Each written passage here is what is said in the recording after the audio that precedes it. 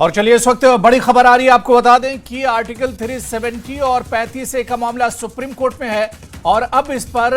सोमवार को supreme court फैसला सुनाएगा। जी हां, इस वक्त की बड़ी खबर, याचिकाकर्ताओं में पीडीपी और एनसी के नेता भी शामिल हैं। आपको बताते चलें कि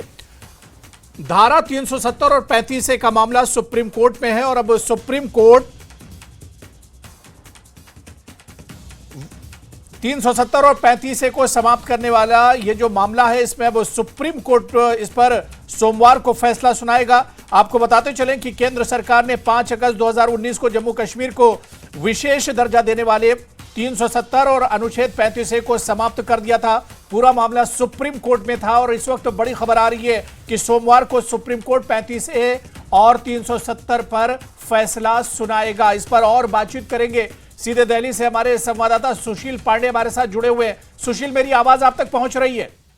जी बिल्कुल। देखिए, साफ तौर से जी ये अपने आप में एक बड़ा फैसला होगा जम्मू कश्मीर के राजनीतिक और कहीं ना कहीं आने वाले भविष्य को तय करने को लेकर, क्योंकि साफ तौर से आर्टिकल 370 और 35A को लेकर लंबी मैराथन सुनवाई चली है सुप्रीम कोर्ट में और इस पूरे मैराथन सुनवाई में कहीं ना कहीं सुप्रीम कोर्ट को यह बताया गया है कि आर्टिकल 370 हटाने से जम्मू कश्मीर के हालात में क्या बदलाव आया है, क्या सुधार आया है। हालांकि 16 दिन तक ये मैराथन सुनवाई सुप्रीम कोर्ट में चली, जिस पर सुप्रीम कोर्ट ने तमाम पक्षकारों को सुनने के बाद अपना जो फैसला है वो सुरक्षित रखा है। सुप्रीम कोर्ट में कुल 23 याचिकाएं में सुनवाई की गई है, जिसमें पीडीपी और एनसी की भी याचिकाएं शामिल हैं। साफ तौर से सरकार की तरफ से जो कोर्ट में दलील दी गई, उस दलील में ये कहा गया कि आर्टिकल 370 को हटाने के बाद स्वतंत्रता के दौरान जो तमाम अधिकार भारत के नागरिकों को मिला था, अब वही अधिकार जम्मू कश्मीर के लोगों को मिला है। लेकिन आर्टिकल 370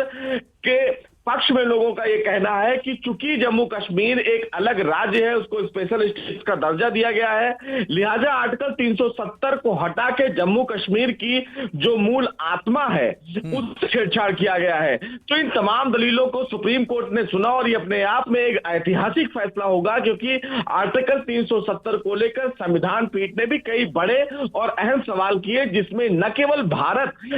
के बारे में बात की गई, बल्कि पाकिस्तान से जब इसका अलगाव हुआ और जवाहरलाल नेहरू से उनके आगे से भी इतिहास को जोड़ा गया। तो अब इस पूरे मसले को कहीं ना कहीं सोमवार को देखना होगा कि देश की सबसे बड़ी अदालत आर्टिकल 370 को लेकर अपना क्या कुछ फैसला सुनाती है। लेकिन ये जो फैसला होगा वो जम्मू कश्मीर के राजनीतिक भविष्य, जम्मू कश्मीर में आने वाले दिनों में चुनाव की प्रक्रिया और तमाम चीजों को लेकर एक बड़ा फैसला होगा। बिल्कुल सुशील, क्योंकि सोमवार को ये फैसला सुनाया जाएगा, ऐसे में जम्मू कश्मीर का, जिस तरह से आपने कहा कि सियासी जो पार्टियां होंगी उनकी भी नजर इस पर बनी रहेगी, क्योंकि खुद पीडीपी और एनसी भी इसमें एक पार्टी है और वो खुद एक तरह से सुप्रीम कोर्ट में हाजिर हुई थी जब ये पूरा मामला सुप्रीम कोर्ट में सुना जा रहा था। तो ऐसे में जम्मू कश्मीर की जो सियासी पार्टियां हैं उनमें भी अब एक तजस्सुस एक तरह से होगा और वो भी अब सोमवार का इंतजार शिद्दत से करेंगी। जी देखिए, साफ तौर से अगर बात करें अगर जम्मू कश्मीर के सियासी बड़े राजनीतिक नेताओं का, तो फारूक अब्दुल्ला या उमर अब्दुल्ला की बात करें या महबूबा मुफ्ती की बात करें, इन तमाम लोगों के द्वारा आर्टिकल 370 को लेकर हालिया में कई बयान आने लगे हैं, क्योंकि सबसे पहले याचिकाएं भी इनकी तरफ से दाखिल की गई थी और इस पूरी याचिकाओं में कहीं ना कहीं जम्मू कश्मीर के राजनीतिक भविष्य को फिलहाल अभी खोजने की भी कोशिश की जा रही है। और यही आधार है कि आर्टिकल 370 के इस फैसले का नजर अब कहीं ना कहीं न केवल जम्मू कश्मीर के सियासी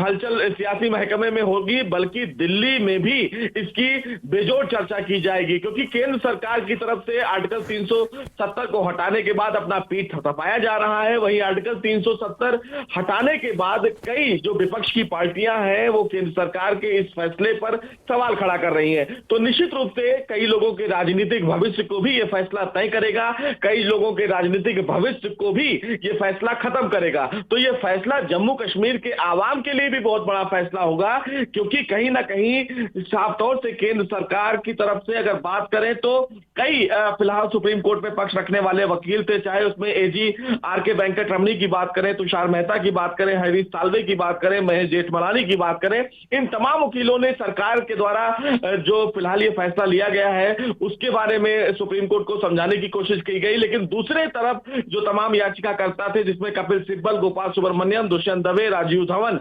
दिनेश द्विवेदी, गोपाल शंकर नारायण समेत 18 वकीलों ने सुप्रीम कोर्ट को यह समझाने की कोशिश की कि आर्टिकल 370 को क्यों नहीं हटाया जाना चाहिए। तो इन तमाम दलीलों को सुनने के बाद सुप्रीम कोर्ट ने भी, आपको याद होगा कि पहले उन्होंने कहा था कि इस पूरे मामले की सुनवाई 3 दिन होगी, लेकिन जैसे जैसे सुनवाई आगे बढ़ी सुप्रीम कोर्ट ने इसकी सुनवाई को लगातार 5 दिन तक सुना। तो आप समझ सकते हैं कि इस पूरे मुकदमे की जो ग्रेविटी है वो सुप्रीम कोर्ट भी समझता है, और सुप्रीम कोर्ट ये बेहतर जानता है कि इस फैसले का असर न केवल जम्मू कश्मीर में होगा बल्कि दिल्ली की राजनीतिक और आने वाले 2024 के चुनाव को लेकर भी एक बड़ा फैसला होगा। तो इन तमाम फैसलों पर हमें भी नजर रखना होगा कि सोमवार को जो 10:30 बजे फिलहाल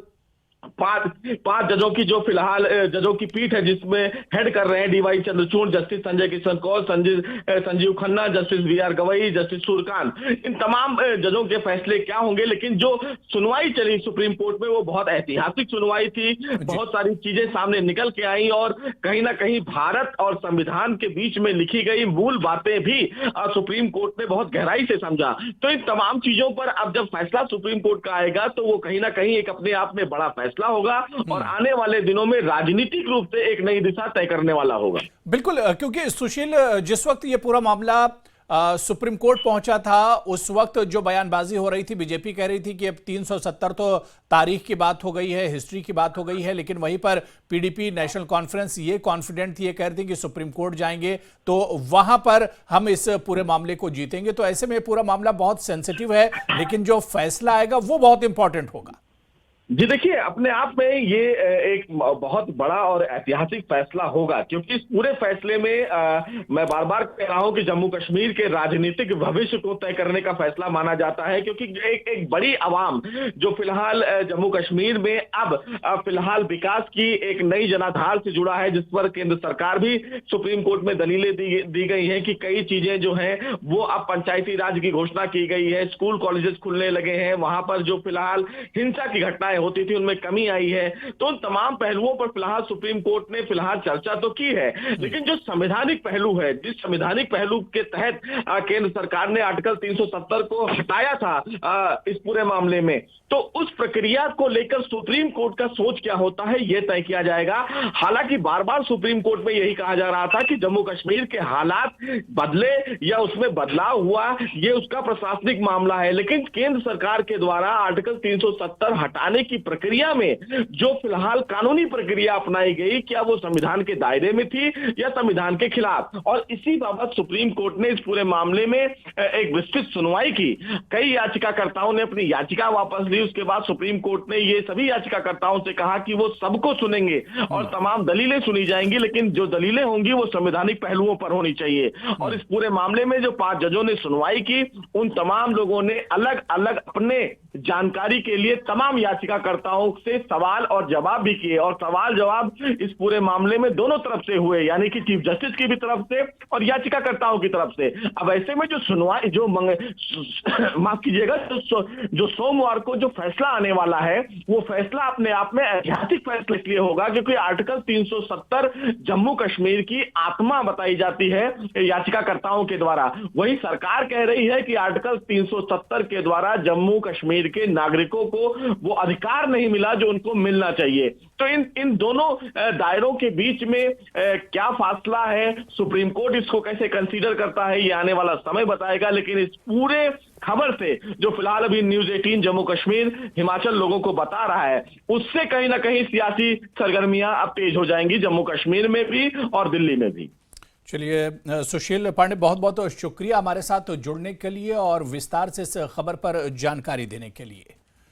तो सोमवार को 370 और 35A पर सुप्रीम कोर्ट फैसला सुनाएगा और इस पर खुद हमारे साथ advocate Muzaffar Iqbal Khan national conference के सीनियर लीडर हैं और इसके अलावा वो एक पार्टी भी हैं और पूरे जिस वक्त सुनवाई चल रही थी सुप्रीम कोर्ट में वो रहते थे और सुप्रीम कोर्ट के वो एडवोकेट भी हैं, हमारे साथ जुड़े हुए हैं। एडवोकेट मुजफ्फर इकबाल खान साहब, मेरी आवाज आप तक पहुंच रही है? जी अबू साहब, अबू हुरैरा साहब, मैं सुन रहा हूं आपको। मुजफ्फर इकबाल खान साहब, इस वक्त बड़ी खबर जम्मू कश्मीर से जुड़ी हुई आ रही है कि मंडे को यानी सोमवार को 370 और 35A पर सुप्रीम कोर्ट अपना फैसला सुना सकता है। बिल्कुल अबू हुरैरा साहब, ये आया है और काज लिस्ट में भी आ गया है। ये जो काज लिस्ट आई है आज, उसमें सप्लीमेंट्री लिस्ट में भी ये सुप्रीम कोर्ट की आ गया है और फैसला सुनाया जाएगा। और ये फैसला सिर्फ 35A और 370 पे ही नहीं होगा। ये फैसला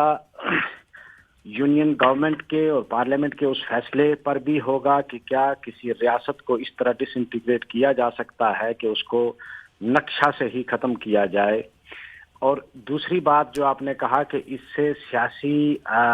माहौल जो है वो जम्मू कश्मीर में गर्म हो जाएगा, मैं आपको एक चीज बता दूं कि ये फैसला पूरे मुल्क के लिए होगा, क्योंकि पूरे मुल्क में इससे पहले किसी भी रियासत को यूनियन टेरिटरी नहीं बनाया गया और इस किस्म का मामला सुप्रीम कोर्ट में पहले नहीं गया है। पहली बार ये सुप्रीम कोर्ट इसको सुन रहा है और आर्टिकल 3 को भी पहली बार सुप्रीम कोर्ट इंटरप्रेट करेगा कि क्या इख्तियारात हैं यूनियन गवर्नमेंट के और पार्लियामेंट के कि क्या वो बगैर वहाँ के लोगों को पूछे किसी भी रियासत को यूनियन टेरिटरी में तब्दील कर सकते हैं। और अगर सुप्रीम कोर्ट ये कहता है कि कर सकते हैं, तो फिर आने वाले दिनों में जाहिर सी बात है पूरे मुल्क की सियासत जो है वो इसी पर चलेगी कि क्या जो अब किसकी बारी है। हम तो गए, अब नेक्स्ट किसकी बारी है। हो सकता है कल वेस्ट बंगाल जो है वो यूनियन टेरिटरी हो, पंजाब यूनियन टेरिटरी हो। बहुत सारी ऐसी रियासतें हैं जहां नॉर्थ ईस्ट की रियासत है, हो सकता है कल उसको भी यूनियन टेरिटरी यूनिलैटरली बना देंगे। तो ये एक मतलब जो ये फैसला तारीखी नोयत का इसलिए भी है कि इसके आने वाली सियासत, पूरे मुल्क की सियासत पर बहुत गहरे असरात होंगे। 370 का मामला खाली 370 तक महदूद नहीं है। अगर वो सुप्रीम कोर्ट ये कल कहता है कि भाई लेजिस्लेटिव असेंबली जो है रियासत की, वो वहाँ की कॉन्स्टिट्यूट असेंबली की पावर इख्तियार कर सकती है, तो सेम बाय सेम एनालॉजी, जो नाम में उसको एनालॉजी कहते हैं, पार्लियामेंट को फिर इख्तियार है कि वो कॉन्स्टिट्यूट असेंबली की सारी पावर्स को इख्तियार करके कल वो कॉन्स्टिट्यूशन पूरे को चेंज कर देंगे, तो बेसिक स्ट्रक्चर खत्म हो गया। तो खैर ये चीजें अब जजमेंट सामने जब आएगी उस पर उसके बाद ही हम टिप्पणी कर पाएंगे। बिल्कुल जाहिर सी बात है, फैसला क्या आता है ये तो सोमवार को ही पता चलेगा जब 5 जजों की जो बेंच है वो अपना फैसला सुनाना शुरू करेगी। हालांकि एडवोकेट मुजफ्फर इकबाल खान साहब, आप खुद सुप्रीम कोर्ट में उस वक्त मौजूद थे, नेशनल कॉन्फ्रेंस की पूरी लीडरशिप, उमर अब्दुल्ला, फारूक अब्दुल्ला साहब भी मौजूद होते थे, PDP की तरफ से भी जो इसमें अर्जी गुजार थे वो भी इसमें हुआ करते थे। मैं एक चीज और समझना चाह रहा हूं, क्योंकि कानून के बहुत अच्छे जानकार हैं मुजफ्फर इकबाल खान साहब आप, 370 और 35A क्या दो अलग अलग चीज हैं या इन दोनों पर एक साथ फैसला आएगा? किस तरह से इसे समझा जाए? देखिए, 35A जो है वो हमने चैलेंज नहीं किया है और ना ही उसको किसी ने एब्रोगेट किया है, क्योंकि जब 370 की प्रोटेक्शन अगर नहीं होगी तो 35A ऑटोमेटिकली ही चला जाएगा। 35A की प्रोटेक्शन जो थी वो 370 की वजह से थी उसकी, अदरवाइज वो डिस्क्रिमिनेटरी है तो वो खुद ही खत्म हो जाएगा। वो बहुत पहले चैलेंज हुई थी, 3-4 पिटीशंस जो थी वो पहले चल रही थी, उनको इसके साथ क्लब किया गया है। तो जाहिर सी बात है अगर 370 पे फैसला जो आएगा तो उसका इम्पैक्ट ऑटोमेटिकली 35A पे होगा ही होगा। बिल्कुल मुजफ्फर साहब, क्योंकि सवालात तो बहुत से हैं लेकिन अब इंतजार करना होगा मंडे का, जिस दिन 5 जजों की जो बेंच है वो फैसला सुनाना शुरू करेगी, क्योंकि बीजेपी कहती थी कि 370 जो है वो तारीख की बात हो गई है, लेकिन आप लोग बहुत पुरुम्मीद थे, यानी नेशनल कॉन्फ्रेंस, PDP और जो जम्मू कश्मीर की सियासी पार्टियां हैं वो बहुत पुरुम्मीद हैं। सिर्फ हम ही नहीं अबू हुरैरा साहब, जी। पूरे मुल्क में जो लोग आइन पे भरोसा रखते हैं और जिन लोगों को खदशा था, मैं आपको बताऊं, जब इसमें आर्गुमेंट चल रहे थे तो केरला के कुछ लोगों ने भी कोशिश की कि भाई ये तो कल हमको भी इफेक्ट करेगा, कल ये कहेंगे भाई केरला स्टेट को जो है आप खत्म करके उसको यूनियन टेरिटरी बना दो, हम भी इसमें पार्टी बनना चाहते हैं। तो ये पूरे मुल्क का कंसर्न है, सिर्फ जम्मू कश्मीर के लोगों का नहीं। जो आदमी भी फेडरलिज्म पे, सेकुलरिज्म पे और कॉन्स्टिट्यूशनलिज्म पे बिलीव करता है, जो कॉन्स्टिट्यूशनल, खासकर कोई लॉयर तो बहुत ही कम ऐसे होंगे कि जो कॉन्स्टिट्यूशनलिज्म पर बिलीव नहीं करते हैं, उनको इस फैसले से बहुत उम्मीदें हैं। बिल्कुल, यानी अब इंतजार करना होगा और देखना होगा। बहुत बहुत शुक्रिया एडवोकेट मुजफ्फर इकबाल खान साहब हमारे साथ जुड़ने के लिए। और बीजेपी के सीनियर लीडर जम्मू कश्मीर में कविंदर गुप्ता ने क्या कुछ कहा, उनका बयान भी सुनते हैं। 2019 के बाद धारा 370 जब जम्मू कश्मीर में हटाई गई तो बहुत सी ऐसी याचिकाएं इसके हटाने के खिलाफ आई, जिसके कारण से सुप्रीम कोर्ट में ये मामला काफी दिनों तक इसकी सुनवाई होती रही। लेकिन जो अब जानकारी के मुताबिक 11 दिसंबर को इसका फैसला आने वाला है और जिस प्रकार से धारा 370 के कारण से बहुत से लोगों को अधिकार नहीं मिले थे, बहुत से लोगों को उनके अधिकारों से वंचित रखा गया था, तो उसके बाद न्याय जो लोगों को मिला, लेकिन कुछ राजनीतिक पार्टियां इस पर याचिकाएं जब दायर की तो हमें आशा ही नहीं पूर्ण विश्वास है कि सभी पक्षों की दलील सुनने के बाद सुप्रीम कोर्ट जो फैसला देगा उसमें सत्य की जीत होने वाली है और जो धारा 370 को हटाया गया है वो सही निर्णय था और उसी निर्णय पर फैसला आने की उम्मीद है। माननीय न्यायालय जो भी फैसला देगा वो हमें मंजूर है। और चलिए, इस वक्त हमारे साथ पीडीपी के स्पोक्स पर्सन मोहित भान हमारे साथ जुड़े हुए हैं। मोहित भान जी, आपका बहुत इस्तकबाल है JKLH न्यूज 18 में। मोहित भान जी, सोमवार को यानी 11 दिसंबर को 370 और 35 पर सुप्रीम कोर्ट में जो सुनवाई हुई थी उसका फैसला आने वाला है, क्या कुछ रिएक्शन है आपका, क्या कुछ कहना चाहेंगे? देखिए, पहले तो जैसे हमने पहले भी कहा कि बहुत समय लग गया कानून को इस नींद से जागने के लिए कि उन्हें ये एहसास हुआ कि 4 साल के बाद ये मसले को पिछले कुछ महीनों में सुना गया। तो बहुत नाउमीदी लोगों के अंदर तो वहीं पे न्यायालय और कानून की तरफ से लोगों के दिल में जाग गई थी। लेकिन मैं समझता हूं कि आज लोगों की नजरें सुप्रीम कोर्ट के ऊपर हैं, उस सुप्रीम कोर्ट के ऊपर जिसको आज मुल्क के आईन की जो गरिमा है, जो उसका विकार है, उसको बचाने की और उसकी साख्त को बचाने की जो उम्मीद है, ये जम्मू कश्मीर के जो लोग हैं, वो चाहे जम्मू खित्ते से हैं, वो चाहे कश्मीर खित्ते से हैं, या इवन लद्दाख के भी जो लोग हैं, उनकी भी नजरें इसके ऊपर हैं कि जो सुप्रीम कोर्ट है, जो कानूनन और संवैधानिक या आईनी तरीके से जो